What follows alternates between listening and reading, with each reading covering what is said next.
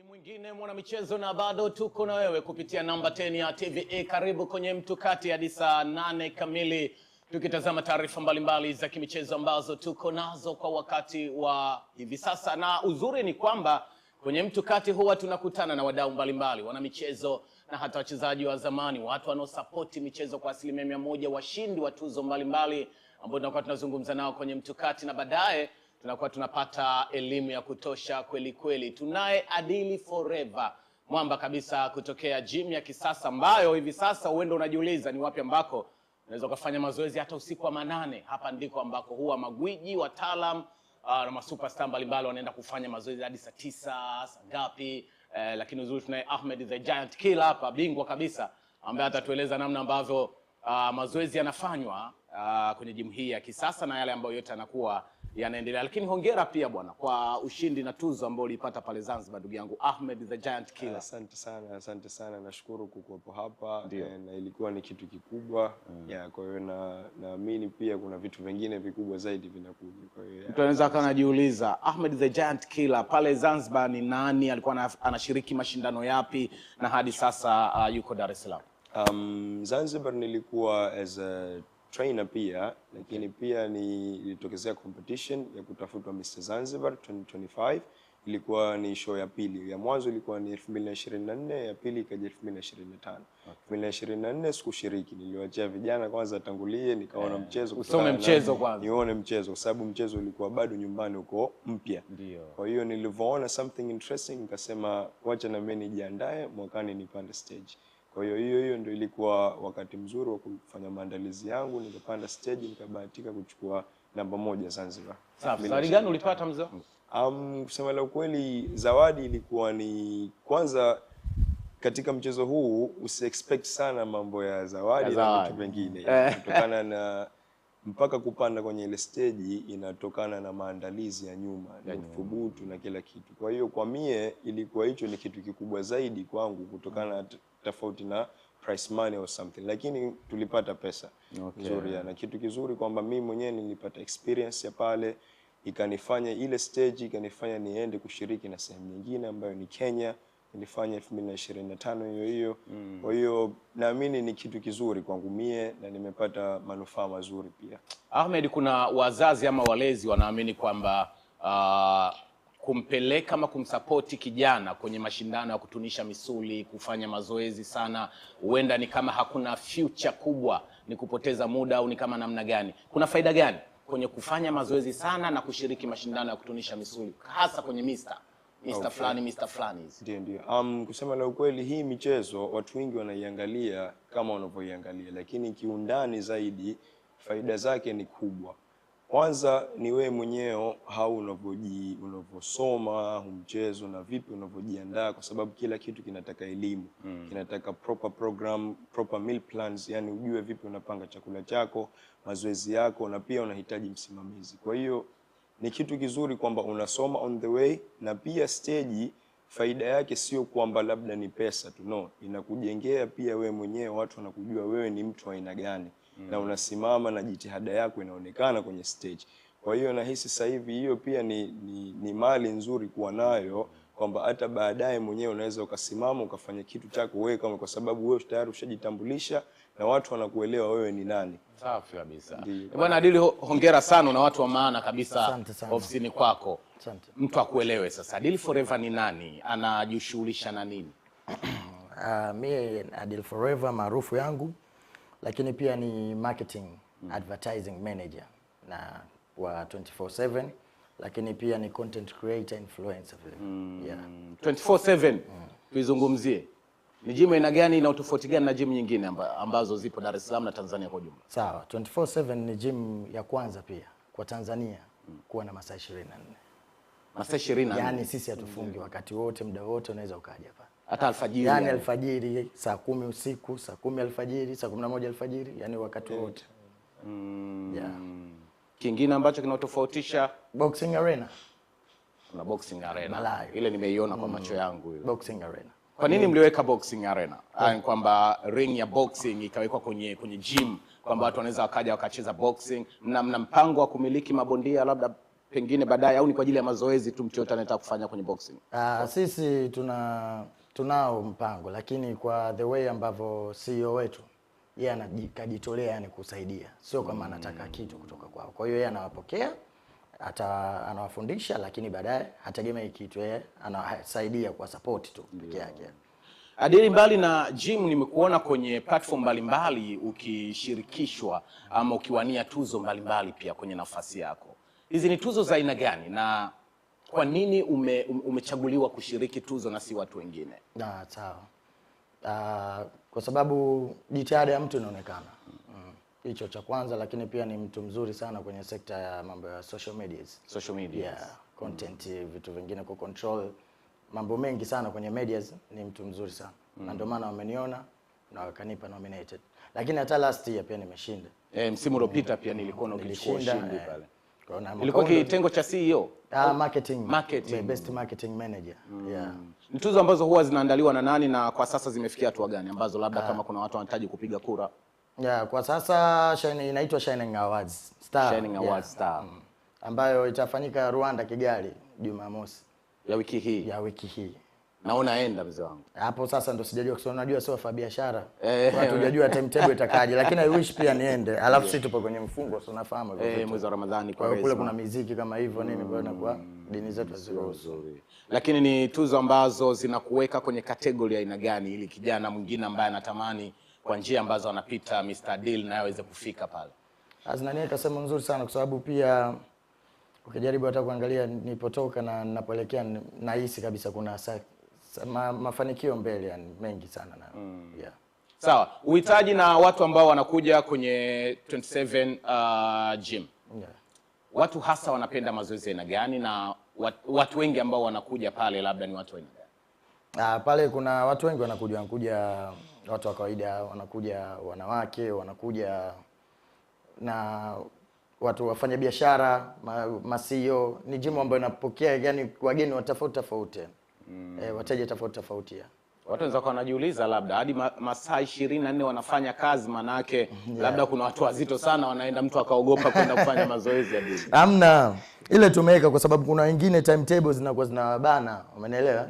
Kuna mwingine mtu atatoka kazini mimi leo siwahi. Kwa hiyo tumewekea kwa wale ambao wanaingia shift za kazini asubuhi, wengine wataingia jioni, wengine wanaingia usiku, ili wakitoka wao na wapate muda. Kuna mwingine yuko busy, kuna mwingine times zinabana, kwa hiyo pale tumemwekea masaa. Mwelekeze eneo ambalo lilipo mtazamaji kwamba aweze kuelewa 27 gym iko sehemu gani, na hata kama gharama ni nyepesi pia unaweza kawaambia watu waje wafanye mazoezi. Gharama ni nyepesi, wasiwe na shaka kabisa. Wasiogope jina. Yaani wasiogope kabisa. Gharama ni nyepesi kwa sababu gym yenyewe ni naweza kusema 5 star fulani, yani ni luxury, kuna kila kitu ndani. Ndio. Mtu anaipataje? Mwenge opposite na kanisa la Kakobe kanisa la Kakobe pembeni pale. Drive. Na Instagram kwenye page ili mtu aweze kuona kweli hii gym kweli. Anaweza kutupata unaweza ukasearch pale ukaandika 24/7 Fitness TZ. 24/7 Fitness TZ. Unaiona pale hivi. Bwana, kuna changamoto gani ndugu yangu kwenye kuwa train wana michezo ambao huenda wana timu zao lakini wanakuja kufanya zile individual vile? Kuna muda hawawapangii vitu vya kufanya? Inatokezea sometimes kwa sababu watu wengi unajua bado hawana uelewa wa kufanya mazoezi, na mazoezi yanataka usimamizi maalum na mtu ambaye anajua atakupangia program ambayo utaifuata. Itakuchukua time lakini utaona mabadiliko from that time. Sasa watu wengi wanakuja na unawaona kwamba bwana huyu mtu anahitaji msaada. Kwa hiyo kabla wewe hajakuja kukufuata wewe, gym yetu si imeoffer, tuna a lot of trainers pale ambaye mimi mwenyewe ni mmoja wao. Mimi ni general manager lakini pia ni trainer pale na niko available for everyone. Kwa hiyo most of the people wanakuja pale hawajui wanataka mwongozo. Kwa hiyo mimi naweza nikaenda pale nikamfahamisha, bwana wewe una tatizo. La mwanzo kwanza lazima mtu umsikilize. Bwana wewe labda ulikutwa na tatizo lolote, labda una tatizo lolote, goti or something, kwa sababu huwezi kumpa kitu mtu baadaye kikaleta athari, na mazoezi ni afya kama tunavyojua. Yaani huwezi kumfanyisha mtu kitu alafu kikaleta athari. Kuna watu wanakurupuka kuja gym tu kufanya mazoezi, hajui anakuja kutengeneza body, anakuja kutengeneza miguu, anakuja kutengeneza shoulder, anakuja kutengeneza nini. Kuna ushauri huwa mnawapa wateja kabla ya kuanza mazoezi, au yoyote anachokitaka kukifanya unamsikiliza na unamsaidia kwa kila anachohitaji? Unajua kwanza mtu lazima umsikilize interest yake. Kwa nini kaja gym? Kwanza lazima ujue ile why. Kwa nini yeye kataka kuja gym? Anataka nini? Na the way unavomuona utamsikiliza na yeye anavyosema, alafu wewe utajua vipi una adjust as a trainer. Maana bwana wewe kwa ulivyo anza somewhere, mimi nitakuongoza, nitakupa proper program, anza hapa. Kwa hiyo mimi nitakuwa na kumonitor wewe, nitakuwa niko maana yake na kutizama wewe, naangalia progress yako. Watu wanaweza kuja na suggestions zao, lakini unaweza ukamwambia bwana kwa vile wewe unataka hivi, tuanze hapa kwanza. Kwa hiyo lazima tusikilizane, tunazungumza lugha moja. Kwa sababu hichi kitu ni continuously. Sio kitu cha kusema leo nafanya alafu kesho utaona results and then basi. No. Ni kitu cha continuously. Kwa hiyo lazima kwanza mtu umshauri, muelewane, bwana wewe utafanya hivi na hivi na hivi. Kwa hiyo naamini mimi na wewe tutashirikiana ili kupush hichi kitu kiwe, kwa sababu shida yetu ni kuona results. Mimi sikubali kumuona mwanafunzi kaja alafu yupo mwezi mzima and then namuona hafanyi. Huo ni mabadiliko. Yes. Kwa hiyo muhimu ni mabadiliko. Na kuna watu aina tofauti wanakuja gym. Wengine wanataka bodybuilding, wakikuona uko hivi. Kwa hiyo mtu naye anakuwa interested. Lakini sasa pengine kwa alivyo haiwezekani, itamchukua muda mwingi akifanya kitu fulani ili afikie lengo. Kwa hiyo kwanza aanze labda aerobics, aanze labda treadmill, aanze jumping stuff and everything, body weight exercise kabla ya kuanza kulift. Yes. Kuna hoja ambayo huwa imekaa Ahmed kwamba kuna uzito fulani mtu akifikia, au tuseme mwili akiwa mnene sana, labda kwamba anatamani kwenda kufanya mazoezi kukata mwili, lakini anavurugwa na zile ama ushauri wa watu. Wengine wanamwambia aende road work, akimbie sana, wengine wanamwambia nenda gym labda akakimbie kwenye mashine, wengine kanyanyue vyuma. Mtu ambaye anataka kupunguza uzito, zoezi sahihi kwake ni lipi? Ni kukimbia ama kwenda gym? Na kukimbia kwenye ni barabarani tu, au ni kuzingatia vyakula kwamba ajinyime sana, ajikondeshe vile? Haya, mostly unajua bana, ningemleta Gwaki hapa ambaye mmoja ya madirector wetu ambaye mwili wake tungeutolea kama mfano.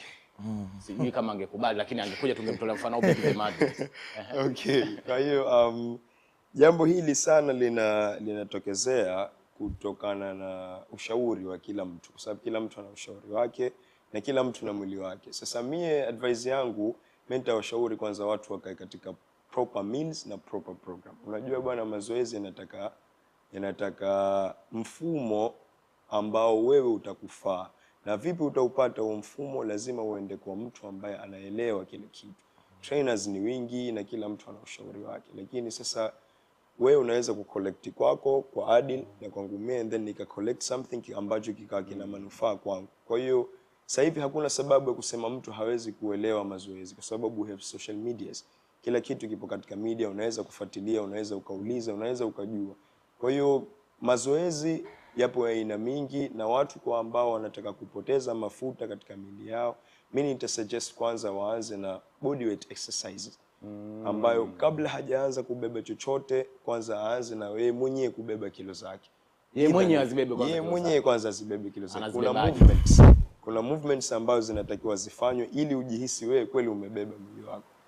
Yes, kuna a lot of movements, kuna burpees, mazoezi tofauti. Yale atampa yeye flexibility ya mwili wake, pia ataweza kumove hivi na hivi, kwa sababu the thing is sio mtu kumuona mnene. Unajua kuna watu wanene na still wako flexible, wako fast, wako everything. Kwa hiyo ile kibonge wepesi. Yes, ile flexibility ndio inahitajika katika mwili wa binadamu. Ukishapata flexibility utapata stamina. Ukishapata stamina utapata strength. Ukishapata strength utaweza kulift. Kwa hiyo ni step by step thing. Sawa, huyu bwana Adili hapa alinikaribisha siku moja kuja pale 24. Na nikaona kweli superstar wengi sana wanakuja pale, wakiwepo waigizaji wa kike ambao ni vioo vya jamii. Ile picha niliyoiona pale nikasema nitakuuliza siku moja, ndugu yangu Ahmed. Dada zetu hawa tunaona maisha yao, kuna wengine wanaongea kwenye mitandao kwamba wanaogea maziwa, labda wao wenyewe maisha yao fulani hivi yako tofauti. Na kwenye mazoezi pindi ambako wanakuja labda kukata tumbo, labda wengine wanakuja kutengeneza miili yao. Hawadeki, hawasumbui mzee wangu. Superstars ambao wanakuja gym. No, kusema la ukweli, unajua ina depends na how serious mwalimu alivyo na vipi unaweza kutumia techniques za kumpush yule mtu. Wapo wengine sio ni star tu, hata watu wa kawaida ambao inakuwa ni changamoto kwa mazoezi. Kwa hiyo lazima umuandae kisaikolojia. Kwanza bwana, unaweza wewe unaweza, na naamini utafika sehemu. Yani lazima umjenge kwanza kiakili, kwa sababu mazoezi kiujumla already ni kitu kigumu. Ndio. Tayari ni kitu kigumu. Kwa hiyo huwezi katika kitu kigumu ukamwongezea mtu na ugumu, ambayo hiyo ni responsible ya trainer. Lazima tuende nao step by step, kuwaelewesha, kuwafahamisha kwamba bwana, mazoezi ni kitu cha consistency, kinatakiwa kila siku. Usigive up, utatokezewa na hichi, utatokezewa na kile, kwa sababu hiyo ndio njia sote tulopitia. Mimi sijafika hivi in 2 weeks or 3 weeks, kwamba naelewa njia niliyopita. Kwa hiyo lazima watu na wao niwaeleweshe. Kwa hiyo mchezo huu au mazoezi kiujumla ni kitu cha akili na moyo. Mtu mwenye mwili mdogo mwembamba anaanza mazoezi, anatamani kuwa kama Ahmed, kuna haja ya kutumia poda? Kuna hiyo kauli kwamba sijui kuna unga, sijui vidonge vya kusisimua misuli ili awe na mwili mkubwa faster ndani ya mwezi tu? Okay, zipo supplements. Supplements ni vitu ambavyo vinafidia ambavyo unakosa kwenye chakula. Kwa hiyo kabla ya kufikiria kwenye supplements, I think kwanza uanze katika chakula ambacho unakula kila siku. Ambacho unakula kila siku. Ili unataka kunenepa, ili unataka kubuild msuli, lazima uwe na vyakula ambavyo unakula, kama ni mayai, samaki, nyama, kuku, mboga mboga, upunguze wanga. Kwa hiyo lazima kwanza upate hiyo proper meal plan, in order wewe mwili wako ukishaanza kubadilika, sasa hivi mwenyewe mwili utakwambia bwana, sasa hivi wewe unahitaji kitu fulani, ambayo ni hizi supplement. Na supplement kuna za aina nyingi. Kuna za muscle recovery, mfano leo umefanya heavy workout, ukatumia kile kitu kikufanya mwili wako ukapoa haraka tofauti na kawaida. Yes. Alafu kuna nyingine ni pre-workout ambazo zinakupa alertness kwenye mazoezi. Kabla ya kuanza mazoezi unaweza kutumia 1 scoop, kaingia mazoezi ukafanya kama crazy, which is good somehow, we need it, tunahitaji. Na pia kuna proteins ambazo unaenda kufidia ambazo hujapata chakula cha kutosha maybe, au umepata chakula lakini itabidi ufidie na ile, kwa sababu kile kitu kimoja kimekusanya vitu vingi ndani ya ile supplement. Kwa hiyo si suggest mtu aanze na supplement. Anza mazoezi, kula vizuri, baadaye mwili wako mwenyewe utakwambia bwana, wewe sasa unahitaji kitu fulani. Imekaa vizuri sana. Bwana Adil, ongea na Watanzania wana Dar es Salaam ambao wana kiu ya kufika 24/7 gym. Na mimi ninachotaka kusema kwamba tunawakaribisha. Gym yetu ni masaa 24, ni luxury nzuri, tuna professional trainers, wanakaribishwa na bei ya kama kina Ahmed ya. Na bei zetu ni nzuri sana. Wakija pale watapokelewa vizuri. Tunauza pia fruits, kuna vitu kama hivyo, kuna supplemental, kuna nguo, kuna vitu, yani vitu complete vyote vya gym vinapatikana kwenye gym yetu. Kwa hiyo karibuni sana. Gym ipo kanisa la Kakobe Mwenge opposite pale, au Mlimani Drive utakoshafika. Namba ya simu au Instagram? Namba ya simu au Instagram tu akiingia. Au Instagram ya. Akiingia Instagram ataipata pale 24/7 Fitness TZ. Unaipata. Yeah, 24/7 Fitness TZ. Namba simu details zote zipo pale. Tutarajie nini kwenye tuzo ambazo zinatoka weekend hii pale Rwanda? Tuandae kuvigeregere kukupokea mzee wangu, au unaona kabisa kuna ugumu? Mara hii kuna vipengele, lakini najiamini yani kiukweli. Kwa promotion ninaifanya na tutapata ushindi. Tutapata ushindi. Yeah. Namna ya kukupigia kura? Kuna link pale, wataingia kwenye Shining Stars Awards Africa. Kwenye bio pale utakutana na link. Utabonyeza ile link, then utaingia ndani, uta sign up, afu utatia email na password. Baada hapo utatafuta categories zipo nyingi, utatafuta best star content creator of the year. Ukishaingia pale utakuta watu wengi sana, lakini mmoja wao ni mimi. Utaona na picha yangu Adil Forever pale, unaweza kuvote. Sawa. Yeah. Bwana, swali langu natanguliza radhi ambao tunafungia. Okay. Nyinyi matrainer wa gym inaaminika mnasumbuliwa sana. Najua mwezi wa Ramadhani ndio maana nimetanguliza radhi, lakini niulize hii. Ni kweli kuna hiyo kasumba kwamba mnasumbuliwa sana ndugu zetu? Unajua bwana, simu zenu unazificha. Sio trainers, hata mtu yote, hata wewe ukiwa na good looking. The way unavyojipresent, vipi mtu anakuona. Kwa hiyo lazima mtu atakuwa kwenye macho yake, nani yule, anataka kujua. Kwa hiyo it happens. Lakini wewe mwenyewe vipi unavyojiweka ndio ina matter zaidi. Haikupi changamoto yoyote au inakupa changamoto? Kwangu mimi hainipi changamoto, kwa sababu mimi mwenyewe najua wapi niliposimama. Kwa hiyo muhimu ni msimamo na maamuzi. Kwa vipi mwenyewe. Yeah. Ni Ahmed the Giant Killer, bingwa kabisa kutokea pale Zanzibar, ambaye yuko 24/7 gym ya kisasa kabisa hapa Dar es Salaam. Lakini Adil Forever mshindi wa mwaka jana tuzo upande wa marketing, na sasa anawania tuzo pia pale Rwanda. Una nafasi ya kumpigia kura kama ambavyo amekuelekeza. Mimi naitwa Jonas Emmanuel Maziko, farasi wa vita, na hii ni Mtukati. Kaa tayari kwa ajili ya review hivi punde.